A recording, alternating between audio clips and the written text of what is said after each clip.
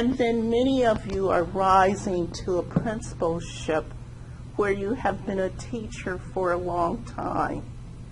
And your hesitance for reporting sometime is, you know everybody. You've built friendships. And if I could say one thing, stay a third party so you can always, always make the right decision. I also tell folks, if you've been there for a long time, you might want to apply for a principalship in another district. It will be easier for you. I came to Tukwila School District at a very tough time. Today I say, thank goodness I'm from Michigan, because I didn't know anybody. And I've had to make some tough decisions, and you have read about it in the newspaper. But guess what? I could do that because I knew it was the right thing. So all I could do was go by policies, laws, guidance from all of the agencies that help us. Another thing I tell folks, because I've been at Michigan Department of Ed so many years, remember there's a technical assistant specialist at OSPI to help you with almost anything you need help with. And it took me to work in a Department of Department of Education to understand the partnership that I should have formed even closer when I was in the building. Now, when I'm in Tukwila here, because I've had that experience, two places I go all the time, the ESD and the State Department. Just want to get your advice on this. Tell me if I'm translating the law properly. This is what I'm thinking about doing. So make them your partners, and they can whip out the law in a minute. They're the specialists. They can explain it to you. The earlier you do that in your career, you have it noted here, okay? And that'll help you. Let's keep going. All of these are so important. I took the best ones from my career, okay? This next one, see, I'm saying this next one is the best, but the falconing, I'm going to the unions, okay? That's on your page 3 as well, okay? One of the biggest things in a union contract is section size, how many students are maximum in a classroom, how many are minimum in a classroom. And so I'm going to take off my superintendent hat and I'm going to put on my CFO hat. The union contract has a section size protocol chart that indicates maximum seat size for traditional classes is 35, minimum 22 seats size. As an administrator, you notice that you have added more course sections for 2 years in a row. When you analyze the schedule, you notice that the department staff and teachers have been lowering seat limits. That means more sections, fewer kids. This has caused a gap in revenue of almost $400,000 per year. It really hadn't been noticed for about 5 years, and so wow, that's a lot of cash, about $2 million. When you're a small district, that's pretty heavy. What do you do to remedy this situation? What are the legal ramifications? You are that building principal. You may have given that master course development work to your assistant principal and to your counselors, and you say every year, all kids are in a section, we're okay. Are we? What's your job as principal in that case? And what are the legal ramifications that happen in this situation?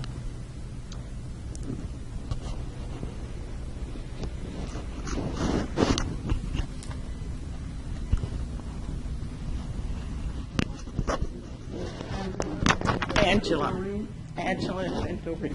I'm not exactly sure who I would call, but I would think at the point of me finding this out, I would probably be telling my staff before we just, I just realized this, we have a problem, calling, directly to you or maybe our budget department or whoever class size, but we will be making changes to our schedule certainly immediately.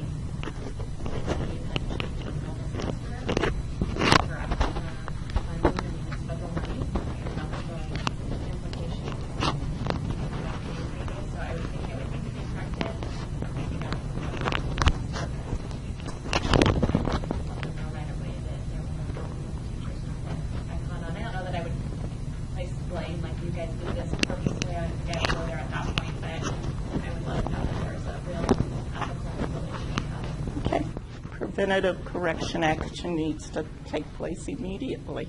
Okay, Doreen? I was kind of thinking the same thing, like just use of funds, maybe, to some way, and then there's maybe a budget issue as well, because that means someone else has got bigger class sizes somewhere, and kids, and so that would be my first thought. But then I also would like to hope that as a leader, I would have been watching this all along, and being able to catch it as soon as the first couple of switches happened. Yeah. The biggest one is it's an equity issue, and that's against the law. Okay? Another thing is think of your categorical funding as federal funds, and many of those sections are being paid for with federal fund dollars. So equity, not fair to teachers. Another thing, it's when those things are negotiated in a union contract, we have worked through how many students do we need in a classroom to pay for that section. So we've done all of that. And so what's happening again is that's an issue. It's a whole team that's working on that together. And the end result is a master schedule. But it impacts so many things. Again, when you violate equity, according to a state rep like myself, I used to lead the equity team. I come out, I give a fine to the district, if that is not immediately corrected. Okay? Then it becomes an equity issue, then does it go to the OCR and then like Yes. the teacher? Yes, it does. Yes, it does. That's that OCR visit you have. Yes. Okay? Against board policy, in my district, we have a race and equity policy. You just violated that. Okay? But we're doing it because we're friends. Okay? So a whole lot of friendly things that happen. In our district, we call it the folksy things happening. Oh, just for one semester, okay? Well, when I reviewed this and I found out that this had been a 10-year trend, and I had not been there for the 10 years, but I had to look back as a financial officer. When did this start? Let me tell you the impact before it was corrected. As a financial officer, 1 year I laid off 8 people. I didn't know this was part of the scenario that was causing a shortage. I couldn't see it from my office. The next year after that, I laid off another 10. And today I said, wow, I missed that. I did not know that.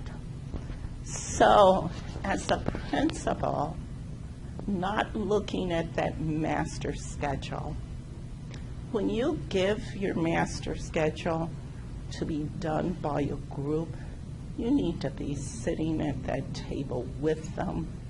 You're the ones who's coming to a cabinet meeting understanding finance a little bit more than others.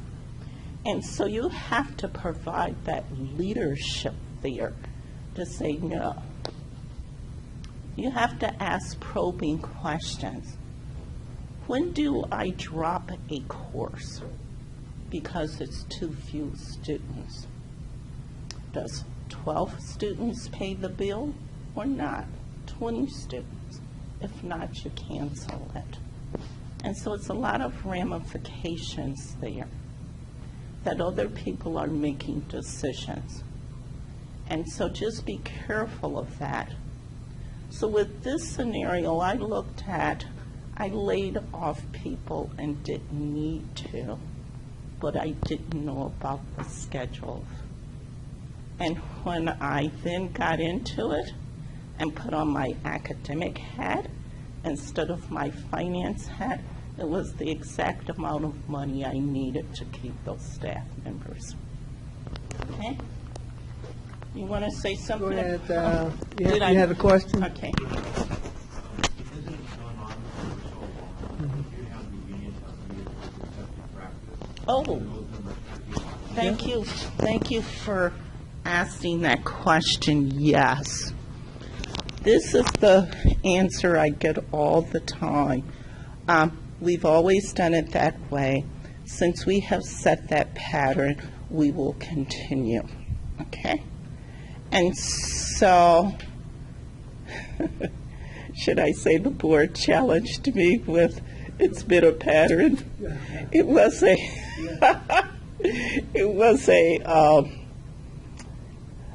the wrong equation used. Does everybody have tri-pay? Okay. Determining tri-pay. Well, for years it had been the language in the contract had been read wrong, and it was just with a comma in the sentence. Well, I get it because I don't have a chief financial officer right now, so I put on that hat to do the tri-pay this year. And so usually you just take it because it's done that way every year. Well, with me though, I said, let me open the contract first. I'm so used to that from working at Department of Ed. Let me read it over and see. Well, when I came to do the equation, I was getting a different number than the union had sent me how much we owed for tri. So then I called the ESD because I'm superintendent now, so I don't work with those numbers every day I sent. They came over and said, you read it. I'm sure, I blamed it on myself. I'm sure I've read something wrong here. And they told me I didn't read anything wrong. Oh, you mean my formula's right in the cell? Yeah. And so we met. You tell the story because you met with the union because it's Yeah. going to end just like what you said. Well, and here's the issue. We all make mistakes. And in any district, you have a right to rectify a mistake. That's right. And in this situation, that was the issue. It wasn't that there was disagreement. It was that you have done it this way and we don't want to change because you've done it wrong X number of times. Now, we don't think you should correct it. Just keep doing it. So that's the danger of making sure that you don't agree to anything that's not contractually correct, because you'll have a time trying to change it even though it's wrong. So it's not. Right. Virginia, go ahead. So when they talk about that, is that like a legal precedent, like they're setting a precedent, and so they feel that they have the ground to stand on because of They past take that practice? position, but that is not a defensible legal It's not a position. defensible. Yeah, you can't defend that, but that is the union's position. Right. Okay. And so as the CFO, and I have a new CFO starting on Thursday this week, My issue is this, and every CFO will do this. They will read the language first, and they'll apply it, the equation. How can you remember, as a financial officer, the wrong way to do something? I told them that'll be real hard for years and decades to come. And to do it wrong means maybe it'll be done wrong many, many different wrong ways. And so you always say that it's correctable. And I always use corrective preventative action. We just found something, the equation was wrong. Nothing wrong with it. We all read it wrong, and so let's correct it. And so what I did, I corrected it, okay, and had HR go out and speak with the union. And when our dollar amount came in from the union, it was December 2017. And it's significant to tell you it was the day before payroll. So then it's pressure. And I'm saying, ooh, it's Christmas time. Whoa, what am I going to do? Whoa, if I just had a few more days to just delve into this and all. And so what I decided to do was to pay the district on the correct amount based on my calculations. And I had HR speak with the union to say if I happen to be wrong, there is time to have conversation because there's always another payroll period each month. And so that's what I decided to do because no one could find a hole in my rationale, my reasoning. So I said I must do the right thing. But I was kind of out there by myself because of the precedents. And even our board said, but it's precedents. And I just told them I just didn't know how I can do that. But I will, and I sent out a communication myself to the entire district explaining what I did, explaining their check for December, explaining to them that I wanted to give them something because it was Christmas. But I cannot knowingly do the wrong thing. And if it's a different decision after Christmas by my boss, the board, I will make the correction for you. And in this case, the board decided to go with the precedent.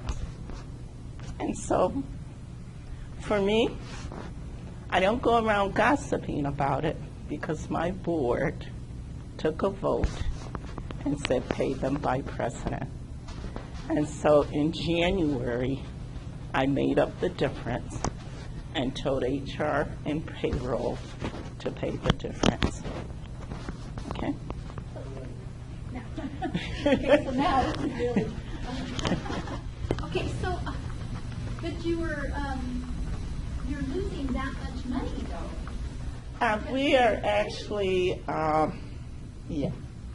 And the board agreed with that. Wow, that's something, because usually the board's about the bottom line, you know. The way we did it is, I get really into legalese. If that is what you want to do, it is also my job to show the board how to do that.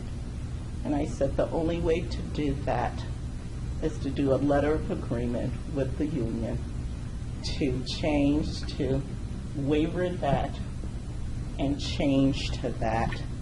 And I will write that in language according to how it is paid. And that it will be a legal document because you will never be able to help those who come in to do that calculation because I already checked with 3 CFOs. And so you correct the matter, you correct it, okay? But I want you to hear this. I want you to hear it wasn't for me to be pissed off. And I want to say the word pissed off because that's how we get. Okay? Don't take it personal unless it is, and most things in life aren't personal. Okay? I want you to get that lesson. That is what the board wanted to do. I could have just paid it. But I said, let me make it an allowable. And that's what we use when we talk in education. We don't say legal and illegal. The federal government, Department of Ed, tells us to say allowable and unallowable. So in my training, I'm always trying to make things allowable if I can. Okay, board. Of course, I had on my finance hat. And I know we're right behind Kent. So you know I'm saying, whoa, found some cash. Okay. Okay. Okay, that's my finance. And I had to bring it on down. This is what they want. Okay. Is it some way I can make it an allowable for them? And the allowable is when you're working with unions, and you will have to do this, read the language, and if it isn't against a federal or state law, you may negotiate and make it an allowable. The contract does not have to be open. The letter of agreement allows you to do your business each day. And so then, we don't say the board there, oh, no. It had been happening in the district for years. Okay? And so what can you do? And that's what you're doing, trying to solve the problem that can satisfy all.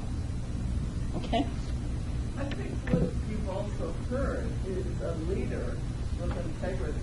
Yes. You know, when you do your internship, Yes. some of the interns say, well, you know, I am doing with integrity. You know, we have to report on things, and you have to meet the standards, and once you get the standard of integrity, you have to say, you know, this is the great example of that.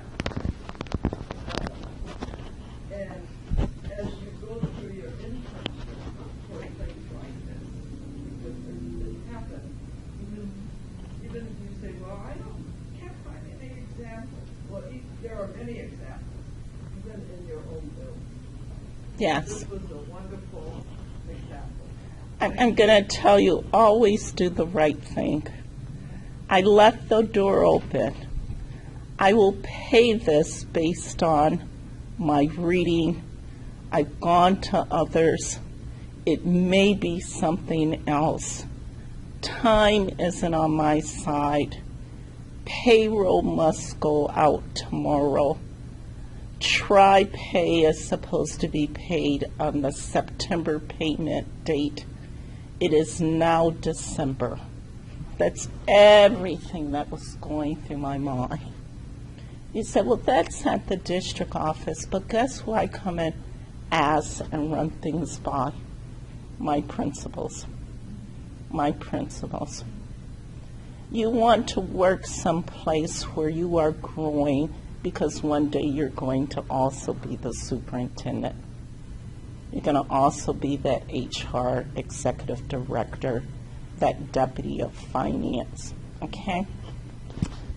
I want to get to this one because there's a rise in academic bullying on campus. And we talk about bullying with students, but I want to talk about the bullying from employee to employee, principal to principal, staff to staff is a real biggie. And what's happening is the incivility, and you hear about that so much today. We're living in a different world. I wrote a full module, 100-page module about 6 years ago on the rise of the academic bully. And I want to say to you as principals, because of that bullying, that is why we hesitate sometimes to do the right thing. And I'm saying, even though the rise is there, it is so important to do the right thing, even when you are being bullied.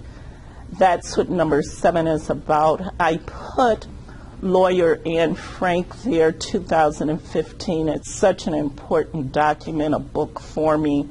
And I put the page number there in her article, but she also writes a full book on workplace retaliation. 9 cases we have right now, it's all about retaliation, okay? And it takes us big bucks.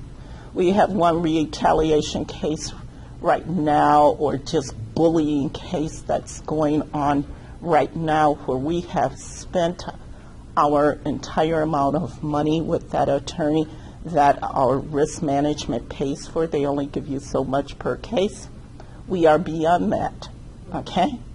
And most of us don't think about that. We think because we pay our risk management premium, we don't owe any more money. No. This is the biggest cases right here of incivility to each other, incivility to students, and folks are starting to speak up about it now. And so you're going to get quite a bit of conversation in your offices where members of your staff will come and talk about incivility they have received. I'm going to caution you, don't ever take sides. Listen. Be real careful about saying we're going to do this next for this and all. If I can say one thing to you, you always have moments to decide on cases like this. Common reactions include seeking support from others by stressing just one side of the whole story. What has saved me in my career is I listen and say, I'll get back to you. Check out the multiple sides of a story and actually document it.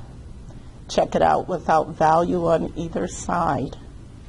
It means just listen. Okay, you can say you can get back. Ignoring or dismissing the complaint and marginalizing the complainer.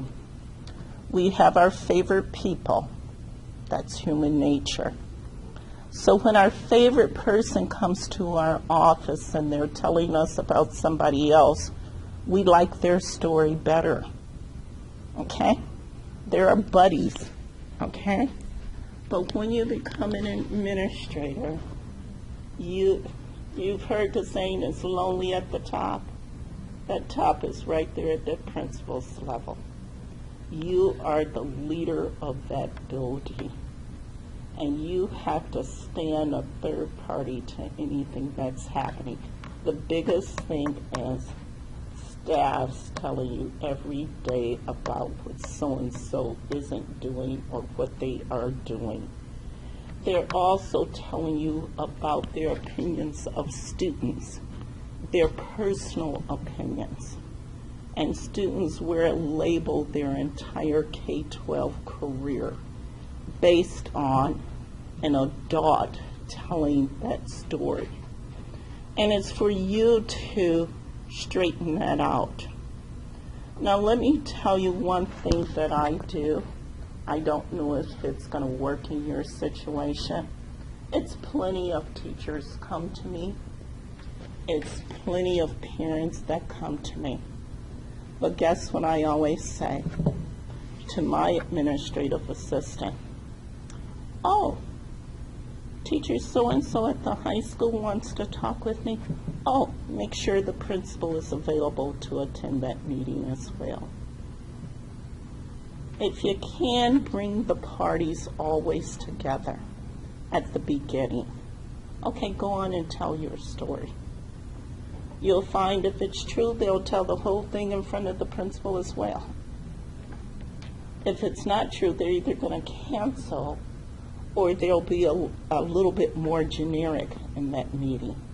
That helps you, okay?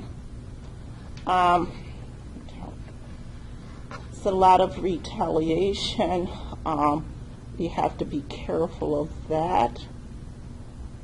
Dr. Wallace, you want to say something about this? Because this is real big, what we work on. I'm just thinking of all of our cases we have of incivility. Incivility can be meanness, but it'll easily get to a case, either you've filed a complaint with the unions, your staff, or if it's a unclassified staff, that's going to go right to our risk management. Okay. Yeah, let me talk about your movement. You are either going to move up in your current building, or you're going to move out and into another building. Now, why do I mention that? The scenarios are totally different. The more difficult challenge is to move up in your current situation, because all of those colleagues that you have worked with now will see you in a different light. And when these kind of things occur, they expect you to turn and not look at, because we've been buds for years. So it's very, very difficult in that kind of situation. I've been in that situation. I stick to one thing. Am I going to do things right, or am I going to do the right thing? And those are two different scenarios. You have to make those kind of decisions.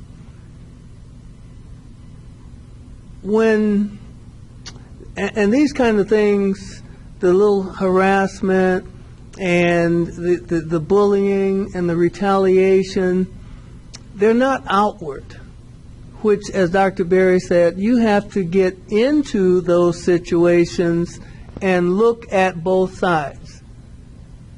But at the end of the day, you've got to make a call. And your call has to be based on what's right.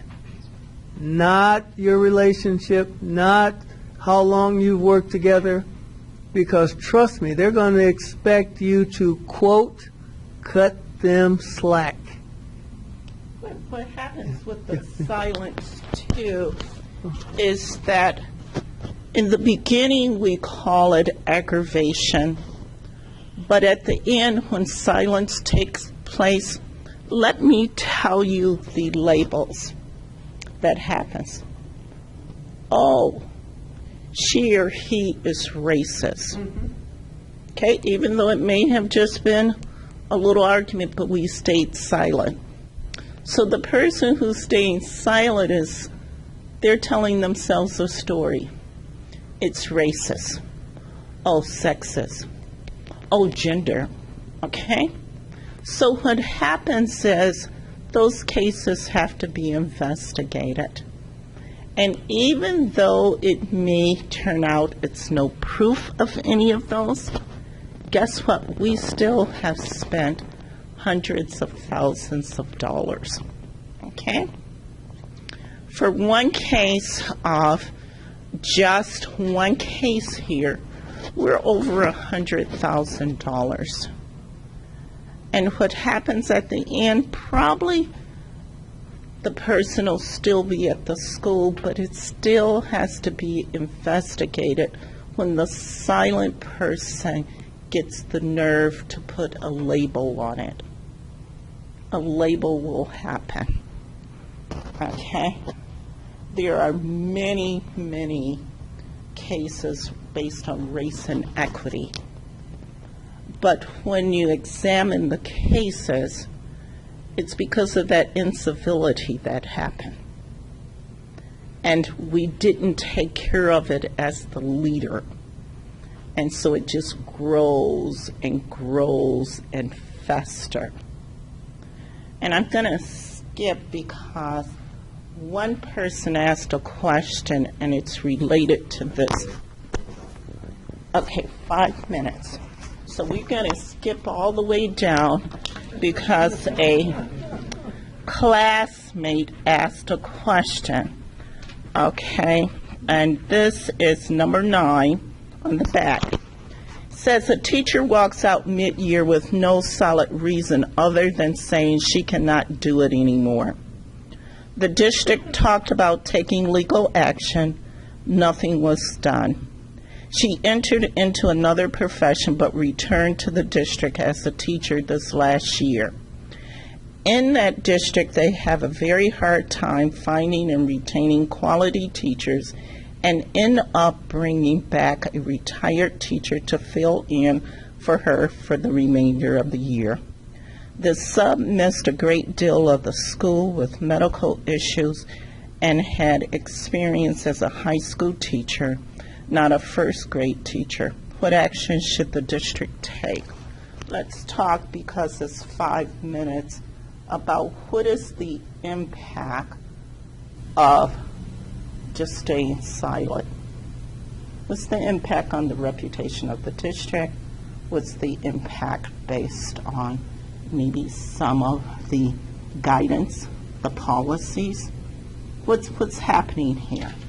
Okay? Who wants to go first?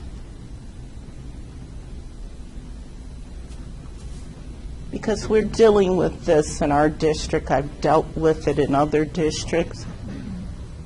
What's happening here? But I think the district does nothing to show that they don't care about the students. Walk out, the reason the district doesn't do anything. It kind of gives the community the perception that you don't care what happens in the classroom and you don't care about the teachers you hire.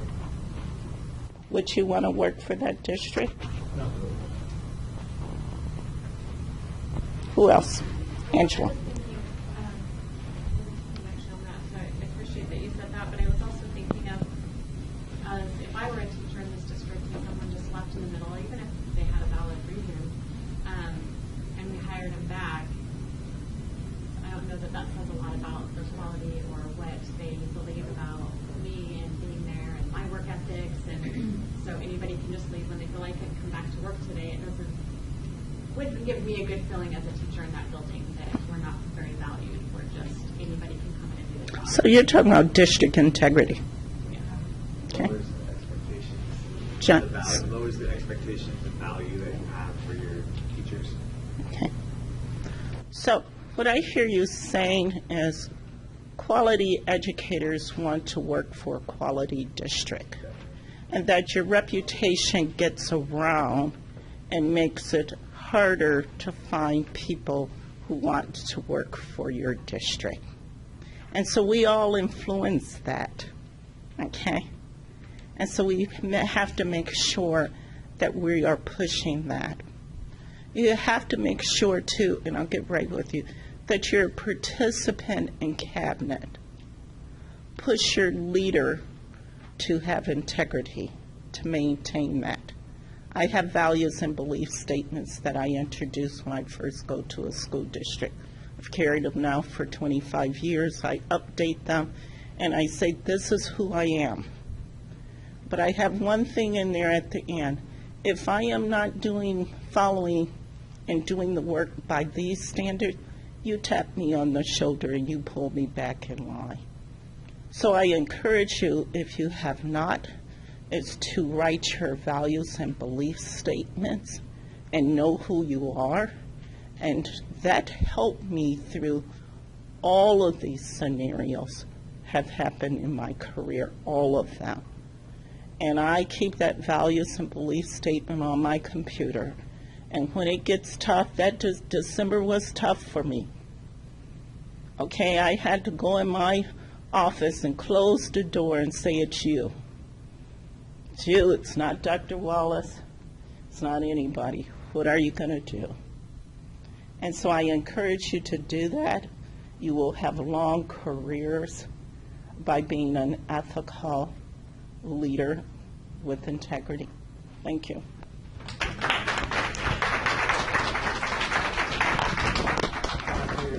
do a gift for you for speaking today. I've learned to call your superintendent, file everything, and that I would love to work for Tukwila one day. So thank you very much. Appreciate it. 49 openings. Yes. And we accept resumes. We do. We are out all the time recruiting. Please take a look at us. We love to have in our district. What about future interns? Oh, we really like interns. Next year. Oh, we would really like principal interns. Yeah. Thank you. Thanks for inviting me.